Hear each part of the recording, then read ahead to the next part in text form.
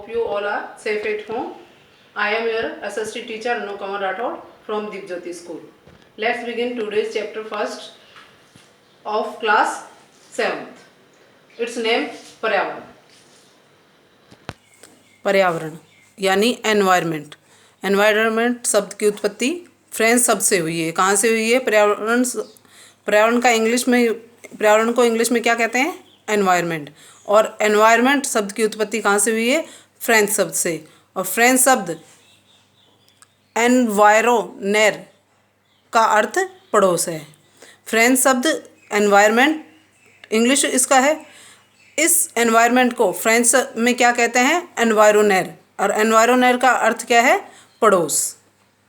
लंबी छुट्टियों के बाद जब रवि स्कूल जा रहा था तब उसने देखा कि उसके स्कूल के निकट के खेल के मैदान में खुदाई हो गई थी. वहीं एक मैदान उनके खेलने के लिए वहाँ पर था. लोगों ने बताया कि वहाँ अनेक प्लेटों वाली एक बड़ी इमारत बनेगी. जैसे बड़ी इमारत बनाने के लिए खेल का मैदान नष्ट कर दिया, तो खेल का मैदान नष्ट होने से क्या हो गया? जो पर्यावरण है हमारे चारों ओर का, वो सारा ही असंतुलित हो गया. क्योंकि वहाँ पे घास थी हरी हरी, जो भूमि को क्या उपजाऊ बनाती है, उसे दृढ़ता से बांधे रखती है मिट्टी को. वहाँ पे पेड़ भी लगे हुए थे जहाँ पे छोटे छोटे जीव जंतु रहते थे, पक्षी रहते थे, और छाया रहती थी, हरियाली रहती थी, और जिससे क्या है हमारा पर्यावरण शुद्ध होता था. क्योंकि पेड़ पौधे क्या है? ऑक्सीजन देते हैं, कार्बन डाइऑक्साइड ले लेते हैं, जिससे हमारा जो पर्यावरण है, जो वायुमंडल है, वो संतुलित बना रहता है. तो अब वहाँ पे क्या कर दिया था? उनके जो खेल का मैदान था वहाँ पे खुदाई हो रही थी, वहाँ बड़ी इमारत बन रही थी. जब रवि को समझ में आया कि मुलायम घास, गेंदे के फूल एवं तितलियों वाला विशाल मैदान अब हमेशा के लिए नष्ट हो चुका है, तो उसकी आंखों में आंसू छलकने लगे. उसने यह बात अपने सहपाठियों को बताई. सुबह की सभा में प्रधानाचार्य ने भी बहुत उदासी से कहा, देखो कैसे हमारा पर्यावरण बदल रहा है. देखो कैसे हमारा पर्यावरण बदल रहा है. क्यों? क्योंकि जैसे वहाँ पे क्या था, बहुत अच्छे अच्छे पेड़ पौधे लगे हुए थे, तितलियाँ भंवरे मंडराते थे, फूल खिलते थे तो भंवरे मंडराते थे, तितलियाँ आती थी. लेकिन अब ऐसा कुछ भी नहीं रहेगा. वहाँ पे ओनली बड़ी सी इमारत बना दी जाएगी. कक्षा में पहुंचकर रवि ने अपने शिक्षक से पूछा, पर्यावरण क्या है? पर्यावरण क्या है? जो कुछ भी आपके आसपास दिखाई देता है वो क्या कहलाता है? पर्यावरण. रवि कहने लगा, इसका अर्थ है स्कूल, भवन, मेज, कक्षा में रखी कुर्सियाँ, यहाँ तक कि खुला मैदान, सड़क, कूड़ा करकट, मेरे दोस्त, ये सभी हमारे पर्यावरण के अंग हैं. हाँ, शिक्षक ने कहा, लेकिन जरा रुको. कुछ वस्तुओं का निर्माण प्रकृति ने किया है, जैसे पर्वत, नदियाँ, पेड़, पहाड़, प्राणी. इन सब का किसने किया है निर्माण? प्रकृति ने. जबकि अन्य का निर्माण किसने किया है? मानव ने. जैसे सड़कें मानव द्वारा निर्मित होती है, कार मानव ने बनाई है, कपड़े मानव ने बनाए हैं, किताब आदि. अब दो दो छात्र मिलकर कार्य कीजिए. अपने निकट बैठे सहपाठी के साथ मिलकर प्रकृति में मानव द्वारा निर्मित वस्तुओं की सूची बनाइए. तो आपके क्लासरूम में टेबल होती है, कुर्सी होती है और स्टूल होते हैं. ये क्या है? मानव द्वारा. पंखा है, बल्ब है, ये सब क्या है? मानव द्वारा निर्मित है. लेकिन जो वायु है आपके चारों ओर, ऑक्सीजन, नाइट्रोजन, कार्बन डाइऑक्साइड और अन्य गैसें, ये जो वायुमंडल है, ये आपके चारों ओर, ये क्या है? प्रकृति की ही देन है. या आपके अड़ोस पड़ोस में पेड़ लगे हुए हैं, या आपके स्कूल में गार्डन लगा हुआ है, तो वो क्या है? प्रकृति की ही देन है. रवि, परमजीत, जैसी, मुस्तफ़ा, आशा सभी यह सूची बनाने के लिए उत्सुक थे. इकबाल ने पूछा, हमारा पर्यावरण क्यों बदल रहा है? शिक्षक ने उत्तर दिया, ऐसा हमारी ज़रूरतों के कारण होता है. ये दिन प्रतिदिन ज़रूरतें हमारे दिन प्रतिदिन बढ़ती जा रही है. दिन प्रतिदिन ज़रूरतें बढ़ने के कारण क्या हो गया? हमारा पर्यावरण बदलता जा रहा है. अब पर्यावरण हमारे लिए क्यों ज़रूरी है? पर्यावरण हमारे जीवन का मूल आधार है. यह हमें सांस लेने के लिए हवा, पीने के लिए जल, खाने के लिए भोजन एवं रहने के लिए भूमि प्रदान करता है. मानव इस प्राकृतिक पर्यावरण में कैसे परिवर्तन करता है? तो मानव कैसे प्राकृतिक पर्यावरण में कैसे परिवर्तन कर रहा है?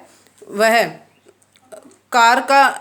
उसने कारखाने बना दिए हैं और बड़ी बड़ी फैक्ट्रियां बना दी है, और कार बनाई है, जिससे वह परिवहन तो उसका सही हो गया, जल्दी आसान बन गया है, लेकिन उससे निकलने वाले धुएं से क्या हो गया, हमारा पर्यावरण प्रदूषित होने लगा है। अब जैसे हमारी आवश्यकताएं क्या है, पानी को एक पात्र में रखा जाता है, या पानी पीने के लिए आपको गिलास की ज़रूरत है या बर्तनों की ज़रूरत है, तो वो सब किस में बनते हैं, कारखानों में। और कारखानों से क्या फिर निकलता है, धुआं निकलता है, जो हमारे पर्यावरण को दूषित करता है। अब आपके चार्ट दिए, इसलिए हम इस प्राकृतिक वातावरण में परिवर्तन करते हैं और कभी कभी इसे नष्ट भी कर देते हैं। अब आपके चार्ट दिया गया है पूरा। इस चार्ट में आप देखिए पर्यावरण के घटक, पर्यावरण के घटक क्या है आपके, पर्यावरण के घटक। पर्यावरण के दो तरह के घटक बताए हैं उसने, प्राकृतिक और मानव निर्मित। कौन कौन से हैं, प्राकृतिक और मानव निर्मित। प्राकृतिक में कौन कौन से आएंगे, जलमंडल, वायुमंडल, स्थलमंडल और जैवमंडल। जलमंडल में वायुमंडल में जो हमारे चारों ओर की वायु है वो, और स्थलमंडल में जो स्थल पे जो भी कुछ भी है, पेड़ पौधे, पहाड़ पठार, नदियाँ, झीलें और बड़ी बड़ी बिल्डिंगें, ये सभी ही स्थलमंडल में आती है। जैवमंडल में सभी जीव जंतु आते हैं, पेड़ पौधे आते हैं, छोटे सूक्ष्म जीव भी इसी में आते हैं। मानव निर्मित इमारतें, पार्क, पुल, सड़क, स्मारक, उद्योग, ये सब किसने बनाए हैं, मानव निर्मित चीज़ें हैं ये। मानव में कौन कौन आता है, एक व्यक्ति भी मानव कहलाता है, एक परिवार भी मानव कहलाता है, समुदाय भी मानव कहलाता है, चारों धर्म या अनेक धर्मों के जो लोग हैं वो भी क्या कहलाएंगे, मानव में ही आएंगे। शैक्षिक कार्य करने वाले भी मानव में आएंगे, आर्थिक कार्य, बिजनेसमैन वगैरह भी क्या आएंगे, मानव में आएंगे, और राजनीतिक स्थिति वाले राजनेता भी मानव में आते हैं, जो इस पर्यावरण के घटक कहलाते हैं। अब ऊपर के वार्तालाप से आप समझ गए होंगे कि किसी भी जीवित प्राणी के चारों ओर पाए जाने वाले लोग, स्थान, वस्तुएं एवं प्रकृति को पर्यावरण कहते हैं। जो भी हमारे चारों ओर है वो क्या कहलाता है, जिसमें लोग भी हो सकते हैं, कोई स्थान भी हो सकता है, वस्तु भी हो सकती है, और प्रकृति ने जो पेड़ पौधे दिए हैं वो भी हमारे क्या कहलाते हैं, पर्यावरण कहलाते हैं। यह प्राकृतिक एवं मानव निर्मित परिघटनाओं का मिश्रण है। इसमें प्रकृति द्वारा भी दी गई चीज़ें हैं और मानव द्वारा बनाई गई हुई भी चीज़ें हैं। तो ये पर्यावरण दोनों का मिश्रण है। प्राकृतिक पर्यावरण में पृथ्वी पर पाई जाने वाली जीवीय और अजीवीय दोनों परिस्थितियाँ सम्मिलित है। जीवीय सभी प्राणियों का संसार, जैसे पादप एवं जंतु, जीवीय कहलाते हैं, और अजीवीय निर्जीव पदार्थों का संसार, जैसे स्थल मंडल पर बड़ी बड़ी बिल्डिंगें, भवन, जो कार है, हवाई जहाज है, ये सब क्या है, निर्जीव वस्तुएं हैं। आपकी बुक भी क्या है, निर्जीव है। ठीक है। अब देखिए आप आगे। जबकि मानवीय पर्यावरण में मानव की परस्पर क्रियाएं, उनकी गतिविधियां एवं उनके द्वारा बनाई गई रचनाएं सम्मिलित हैं। मानवीय पर्यावरण में मानव की परस्पर क्रियाएं और उनकी गतिविधियां सम्मिलित है। प्राकृतिक पर्यावरण, अब आपके प्राकृतिक पर्यावरण, मानव निर्मित पर्यावरण और मानव, तीन पार्ट में बताया गया था आपको। पर्यावरण के घटक कौन कौन से हैं आपके, मानव निर्मित, प्राकृतिक और मानव। भूमि, जल, वायु, पेड़ पौधे एवं जीव जंतु मिलकर प्राकृतिक पर्यावरण बनाते हैं। स्थलमंडल, जलमंडल, वायुमंडल एवं जैवमंडल से आप पहले से ही परिचित होंगे। आइए अब हम उनके संबंध में कुछ और तथ्यों की जानकारी प्राप्त करते हैं। पृथ्वी की ठोस परपटी या कठोर ऊपरी परत को स्थलमंडल कहते हैं। पृथ्वी की ठोस और परपटी या कठोर ऊपरी परत को, जो पृथ्वी की ऊपरी परत है, कठोर ऊपरी परत है, उसे क्या कहा जाता है, स्थलमंडल कहते हैं। यह चट्टानों एवं खनिजों से बना होता है, मिट्टी की पतली परत से ढका होता है। यह पहाड़, पठार, मैदान, घाटी आदि जैसी विभिन्न स्थलाकृतियों वाला विषम धरातल होता है। विषम क्यों कहा गया है? क्योंकि कहीं ऊंचे पहाड़ है, कहीं घाटी है, कहीं मैदान है, कहीं रेत के टीले हैं। तो ये सब क्या है, अलग अलग होते हुए भी एक कहलाते हैं। पूरा क्या कहलाता है आपका? स्थलमंडल। ये स्थलाकृतियाँ महाद्वीपों के अलावा महासागर की सतह पर भी पाई जाती है। स्थलमंडल वह क्षेत्र है, स्थलमंडल की एक परिभाषा है, स्थलमंडल वह क्षेत्र है जो हमें वन, कृषि एवं मानव बस्तियों के लिए भूमि, पशुओं को चरने के लिए घास स्थल प्रदान करता है। यह खनिज संपदा का भी एक स्रोत है। स्थलमंडल क्या है? जो आप जिस भूमि पे आप रह रहे हो, मकान बना रखा है, या पशुओं को चरने के लिए घास स्थल प्रदान करता है, ये सब क्या कहलाता है आपका? स्थलमंडल। क्या कहलाता है आपका? स्थलमंडल। अब दूसरा है आपका जलमंडल। देखिए इसमें स्थलमंडल से रिलेटेड एक क्वेश्चन पूछा गया है। अपने आसपास के स्थल को देखिए और उस आपके पड़ोस में भूमि का उपयोग किस किस प्रकार हो रहा है उसकी सूची बनाइए। तो आपके पड़ोस में भूमि पर, जो पड़ोस में है वो भूमि पर क्या क्या बनाया जा रहा है। जैसे आपके पड़ोस में स्कूल की बिल्डिंग बनी हुई है, या आपके पड़ोस में कोई मॉल बना हुआ है, या आपके पड़ोस में उस भूमि का उपयोग बाग बगीचे लगाने में किया जा रहा है। तो ये सब क्या है, इस तरह से आपको एक सूची तैयार करनी है कि आपके पड़ोस में जो भूमि है उसमें क्या क्या बनाया जा रहा है। जल के क्षेत्र सेकंड है आपका, फर्स्ट क्या था? स्थलमंडल। क्या था फर्स्ट आपका? स्थलमंडल। और सेकंड क्या है आपका? जलमंडल। जलमंडल, जल के क्षेत्र को जलमंडल कहते हैं। जल के क्षेत्र को जलमंडल कहते हैं।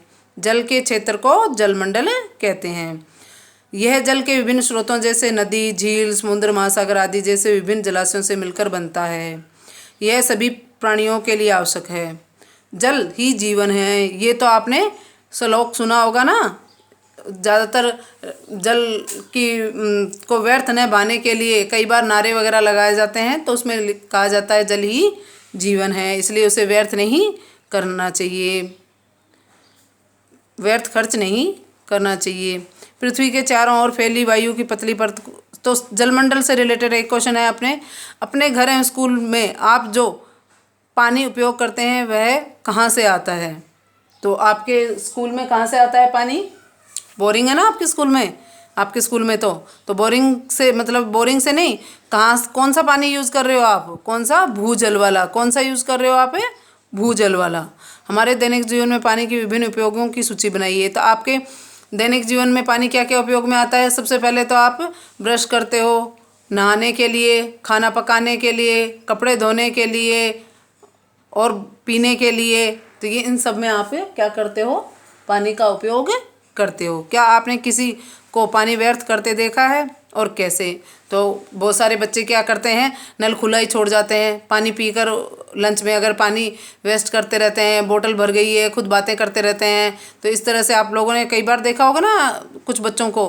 तो इस तरह से अगर आपने कभी ऐसे किया है तो आइंदा ऐसा न करें और आगे से सभी बच्चों को इसके बारे में समझाएं। पृथ्वी के चारों आपका थर्ड क्या है? वायुमंडल। थर्ड क्या है? वायुमंडल। फर्स्ट क्या पढ़ा आपने? स्थलमंडल, दूसरा जलमंडल और तीसरा क्या है आपका? वायुमंडल। पृथ्वी के चारों ओर फैली वायु की पतली परत को क्या कहा जाता है? वायुमंडल। क्या कहा जाता है? वायुमंडल। पृथ्वी का गुरुत्वाकर्षण बल अपने चारों ओर के वायुमंडल को थामे रखता है। हमारे चारों ओर बहुत सारी गैसों का वायुमंडल बना हुआ है, जिसमें 78% नाइट्रोजन,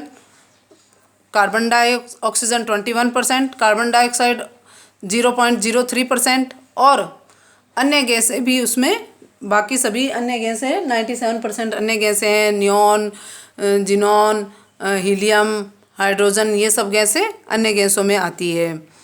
अब आपने देखा कि यह सूर्य की झुलसाने वाली गर्मी एवं हानिकारक किरणों से हमारी रक्षा करता है। वायुमंडल का क्या उपयोग है आपका? कि यह हमारे सूर्य की तेज़ गर्मी, बहुत तीखी किरणें आती है और कुछ हानिकारक किरणें भी हमारे पृथ्वी पर पहुंच सकती है अगर हमारा वायुमंडल हमारे चारों ओर नहीं हो। लेकिन हमारा वायुमंडल होने के कारण हमारी रक्षा कर लेता है। स्कूल जाते समय आसमान को देखें, ध्यान दें कि दिन कैसा है, वर्षा हो रही है या आसमान में बादल हैं, तेज़ धूप है या कोहरा इत्यादि है। तो अब जुलाई के महीना में अभी सावन स्टार्ट हो गया ना, तो सावन में क्या होता है, बरसात होती है। तो या तो बरसात का हो रही होगी, और या फिर आज का टाइम कैसा दिख रहा है आज आपको, आज आसमान में बादल छाए हुए हैं। वायुमंडल में कई प्रकार की गैसें, धूल कण एवं जलवाष्प उपस्थित रहते हैं। वायुमंडल में परिवर्तन होने से मौसम एवं जलवायु वायुमंडल में परिवर्तन होने से मौसम एवं जलवायु में परिवर्तन होता है। अगर वायुमंडल में परिवर्तन होता है तो आपका मौसम भी बदलता है। जैसे वायुमंडल में जून के महीने में बहुत तेज़ क्या होती है, गर्मी होती है, जिसके क्या कारण क्या हो जाता है, पूरा जो एनवायरनमेंट है वो पूरा वायुमंडल जो है वो उन किरणों से गर्म हो जाता है, और आपका मौसम भी, आपके चारों ओर का मौसम भी क्या हो जाता है, बहुत गर्म हो जाता है। और अगर इसमें वायु की गति तेज़ होती है तो इसे गर्म जो गर्म वायु जो तेज़ गति से बहती हुई आती है उसे क्या कहा जाता है, लू कहा जाता है। तो मई जून के महीनों में लू चलती है। जलवायु में परिवर्तन होता है। जलवायु जैसे आपके बरसात होती है तो वायुमंडल में क्या हो जाती है, नमी हो जाती है, और आपकी जलवायु क्या हो जाती है, आर्द्र बन जाती है।